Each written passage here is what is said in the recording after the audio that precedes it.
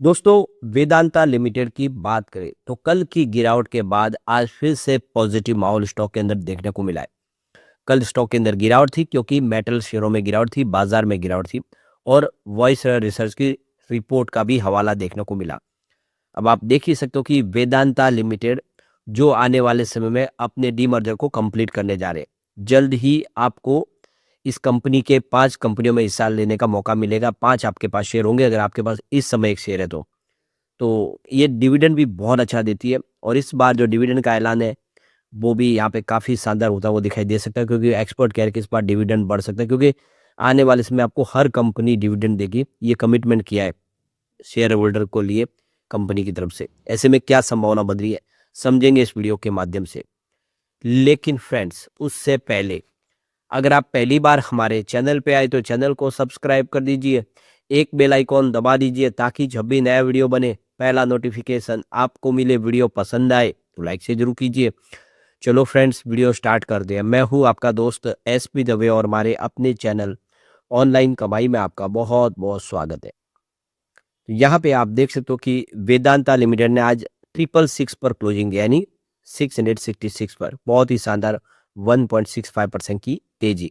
कल की बड़ी गिरावट को आज आप देख सकते हैं कि पॉजिटिव माहौल ने धूमिल कर दिया है।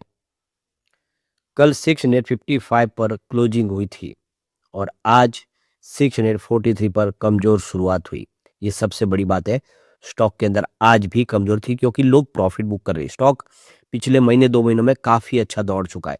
ऐसे में जब गिरावट का माहौल बनता है तो लोग जल्दी ही प्रॉफिट बुकिंग करने को दौड़ते हैं, स्पेशली रिटेल इन्वेस्टर, और आज भी वही हुआ।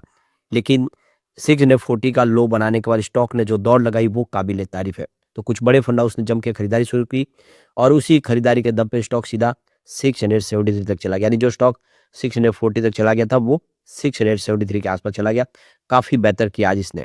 अब आप देख ही सकते हो कि इसका 769 का 52 वीक का हाई है और 363 52 वीक का लो है।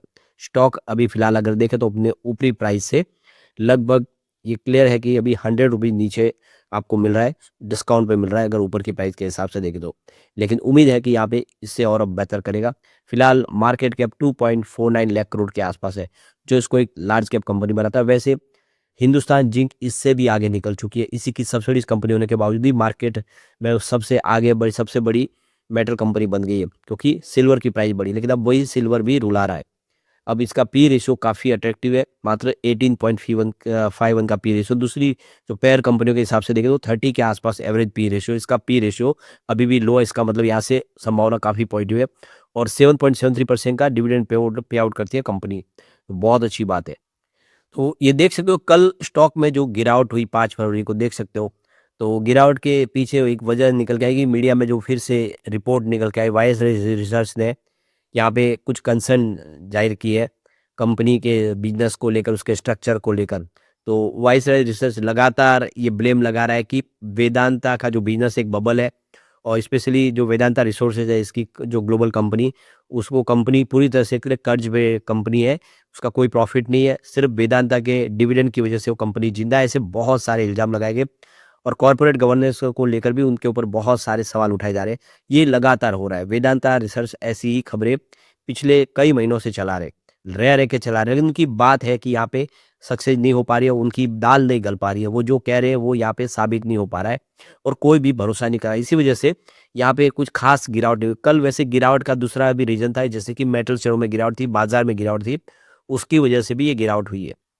यहाँ पे देखो कि भले ही वाईएसआई रिसर्च कुछ भी कहे, लेकिन यहाँ पे एनसीएलटी ने इसके डीमर्जर को मंजूरी दे दी है और लगभग सरकार की तरफ से भी मंजूरी मिल चुकी है। सेबी की भी हरी झंडी मिल चुकी है इसको।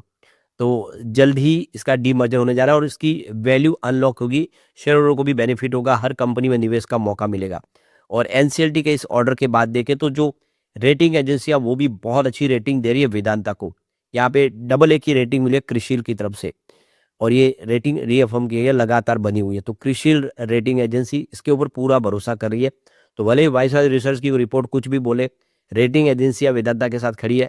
इकरा ने भी यहाँ पे AA की रेटिंग दी हुई है। ये आप समझ सकते हो कि इकरा का भी ये कहना है कि वेदांता रिसोर्सेज जो उसका क्रेडिट आउटलुक है वो काफ़ी अच्छा है, उसको उन्होंने उल्टा अपग्रेड कर दिया। तो ये देख सकते हो कि S&P ग्लोबल की तरफ से और मूडीज की तरफ से देखें तो यहाँ पे, और फिच रेटिंग ने इनकी रेटिंग को अपग्रेड भी कर दिया है। तो जो देख सकते हो कि यहाँ पे पॉजिटिव से स्टेबल आउटलुक कर दिया। तो इसका मतलब ये है कि जो रेटिंग एजेंसी है वो सारी की सारी वेदांता के साथ खड़ी है। वाइसरा रिसर्च कुछ भी कहे, कोई भी मानने को तैयार नहीं है। न तो कोई रेटिंग एजेंसी मान रही है, न कोई बैंक मान रहे, न लोग मान रहे। तो ऐसी रिपोर्टें आती रहती है, कोई फर्क नहीं पड़ता है। वेदांता का डीमर्जर होना है, निवेशकों को फायदा होने जा रहा है, और इसी वजह से आप एक पॉजिटिव माहौल बना है। अब आप समझ ही सकते हो, अभी रिकॉर्ड डेट तो नहीं आई है। आपके पास अगर वेदांता का 1 शेयर होगा तो आपको 4 शेयर और एक्स्ट्रा मिलने वाले, यानी आपके पास टोटल 5 शेयर होंगे। हर कंपनी में आपको निवेश का मौका मिलेगा।